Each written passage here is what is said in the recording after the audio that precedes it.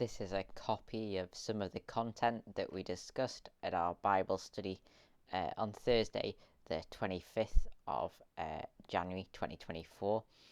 It's based on Matthew chapter 10, verses 35 to verses 52. There's a link to those verses, and it's important that you read those before you listen to this. So we're going to be looking at the things that the Bible describes as the greatest. And this week we're looking at the greatest person. I don't know, when you are reading those verses from the book of Mark, what kind of tone of voice you'd picture Jesus saying the following words with. What do you want me to do for you?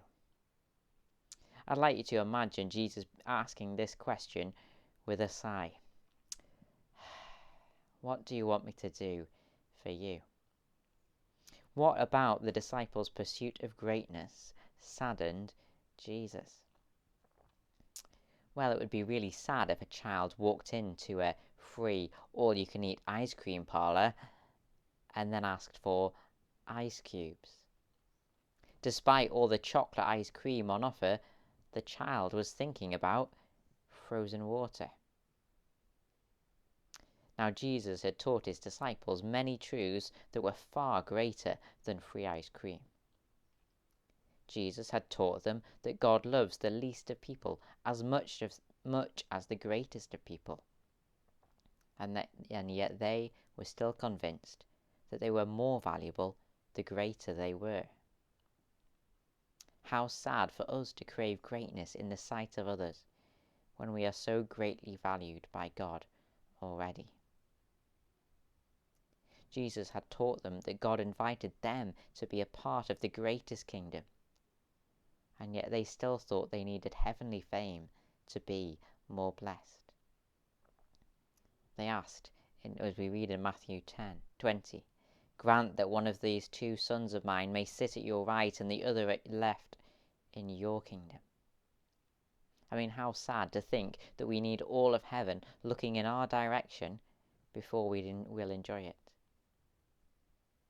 Jesus had also shown his disciples his glory, and it is truly wonderful to be caught up in the greatness of something far greater than yourself. And yet we read in Mark 10 that they were still focused on their own glory. Let one of us sit at your right and the other at your left in your glory. How sad to be more focused on our own little glory than the much greater glory of Jesus.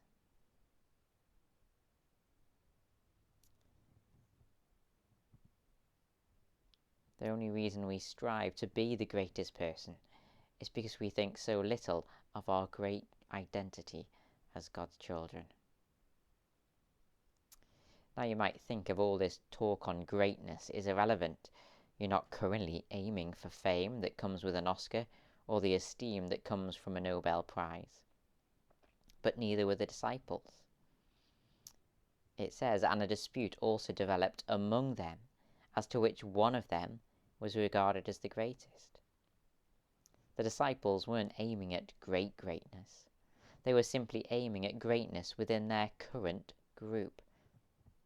Not world number one, but number one of 12, the greatest in the group of disciples. Like all people, they focused on greatness within a narrow field. In much the same way, you and I might not be aiming at greatness, mainstream greatness. Our sights might simply be focused on greatness within a narrow field. We might simply find pleasure in being seen as greater than somebody else.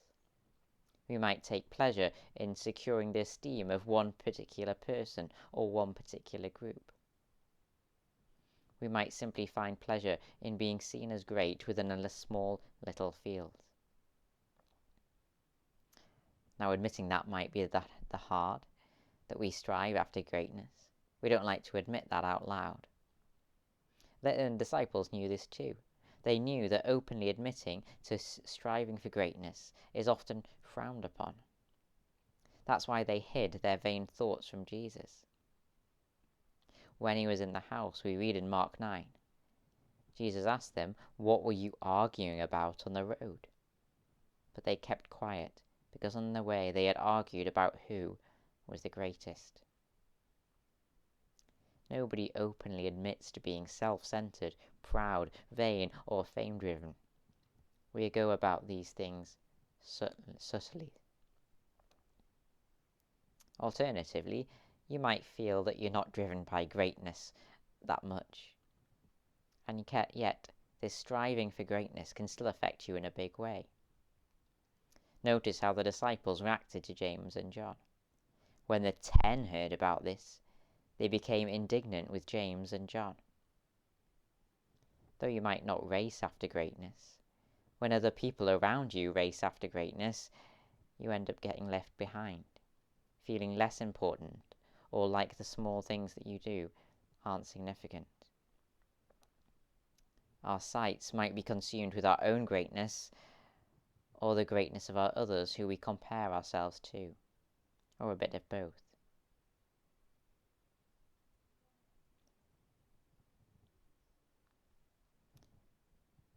Now Jesus, he totally flipped the view of the definition of greatness on its head. And we see this in the verses that follow Mark chapter 10. Notice how Jesus demonstrates what true greatness looks like when he repeats the exact same question that the disciples asked. Then they came to Jericho, we read in verse 46. As Jesus and his disciples, together with a large crowd, were leaving the city, a blind man, Bartimaeus, which means son of Timaeus, was sitting by the roadside begging. When he heard that it was Jesus of Nazareth, he began to shout, "Jesus, Son of David, have mercy on me." "What do you want me to do for you?" Jesus asked him. Those who want to be great have their eyes set upon themselves. Those who are great, according to the Bible's definition, those who are great have their eyes set on others. What do you want me to do for you? We see this throughout Jesus' teaching on true greatness. Those who are great have their eyes set not on their own greatness, but on the great importance of other people. For example, in Luke chapter 9 we read that an argument started among the disciples as to which one of them would be the greatest. Jesus, knowing their thoughts, took a little child and had him stand beside him. Then he said to them, "Whoever welcomes this little child in my name welcomes me, and whoever welcomes me welcomes the one who sent me. For it is the one who is least among you all who is the greatest." I wonder if Jesus intended there to be a double meaning to that last sentence. For it is the one who is least among you all who is the greatest. Now this could mean the one who makes themselves least, serving the least of people, is great. But it could also mean treat the least among you as of great importance. For it is the one who is least among you all who is the greatest. Those who want to be great have their eyes set upon themselves, their own greatness, always asking, "I wonder what this will do for me. I wonder what this will contribute to my reputation, my esteem, my success." But biblical greatness involves having your eyes set on the great importance of other people, always asking, "What do you want me to do for you?" Truly great people are not those who seek to be the greatest person. Truly great people make others the greatest person, seeing their needs as of great importance. Now, when Jesus describes little acts of kindness as great, he's not being falsely congratulating. He's not giving big congratulations to little acts in a patronizing way. You know, in the way that you award a gold medal to the kid who comes last on sports day. No, it actually truly takes something great to be fully focused on other people and their needs. For example, to demonstrate how difficult it is to focus on the needs of others, think about the following words. Jesus said in Matthew 6, "So when you give to the needy, do not announce it with trumpets, as the hypocrites do in the synagogues and on the streets, to be honoured by others. Truly I tell you, they have received their reward in full. But when you give to the needy, do not let your left hand know what your right hand is doing." What is Jesus getting at? To do something good with your right hand without your left hand knowing. Well, let me phrase it differently. Can you do something with one part of you without another part knowing? Can you do something with humility without becoming proud of it? Can you listen to somebody else without thinking about yourself? Can you scratch somebody else's back without wanting them to scratch yours? Can you be open-handed with one hand without the other hand holding back? Can you do a selfless act without wanting something for yourself from it? Can you tell someone to take their time without the voice in your head telling them to hurry up? It's almost impossible for one part of you to do something good without waking up another part of you. Something about humility wakes up our pride. The moment we finish a selfless act, we wonder what we might get from it. When one part of us suggests giving open-handedly, another part of us fights back to cling on. It truly takes somebody great to be totally focused on the needs of somebody else. And Jesus offered himself as the perfect example of this new definition of greatness. As Jesus said in verse 27 of Luke 22, "For who is greater, the one who is at the table or the one who serves? And it's not the one who is at the table, but I am among you as one who serves."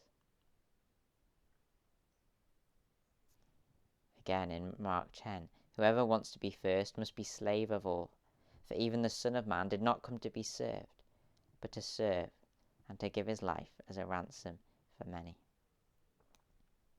One way that Jesus demonstrated greatness was by giving his life as a ransom for many, the ultimate example of putting the needs of others above your own.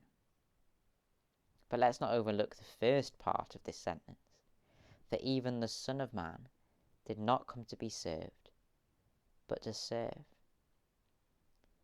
Jesus did not just come to give his life for many, the big act that we remember him by, and rightfully so.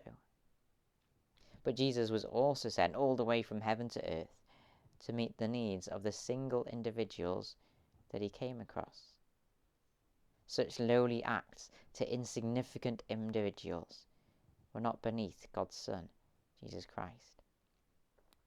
And note the name Jesus refers to himself by. For even the Son of Man did not come to be served, but to serve. The title, the Son of Man, only appears once in the entire Old Testament. I'm going to read it for you now. In the book of Daniel, chapter 7, we read, "In my vision at night, I looked, and there before me was one like a Son of Man, coming with the clouds of heaven. He approached the Ancient of Days and was led into his presence. He was given authority, glory, and sovereign power. All nations and peoples of every language worshipped him. His dominion is an everlasting dominion that will not pass away, and his kingdom is one that will never be destroyed." This is the picture that the disciples would have had in their head when Jesus described himself as the Son of Man. Somebody coming with the clouds of heaven, approaching the Ancient of Days. Somebody given with authority, glory, and sovereign power over all nations and peoples and language. Somebody who is to worship, somebody who will have dominion, an everlasting dominion that will not pass away or be destroyed. And yet even this Son of Man did not come to be served, but to serve. This Son of Man did not see such small acts of service to individuals as beneath him. Instead, he made service to insignificant individuals his main occupation. And not only that, 99% of these acts that Jesus did not get recorded. We read in the book of John that Jesus performed many other signs in the presence of his disciples, which are not recorded in this book. Jesus did not insist that the cameras recorded his every act. He didn't care that nobody in history would ever know. That's how focused on the needs of others that Jesus was. He'd give of himself without any thought for the credit. The greatest person is truly Jesus, in that he did not seek the typical greatness for himself, but made the needs of others of great importance to him.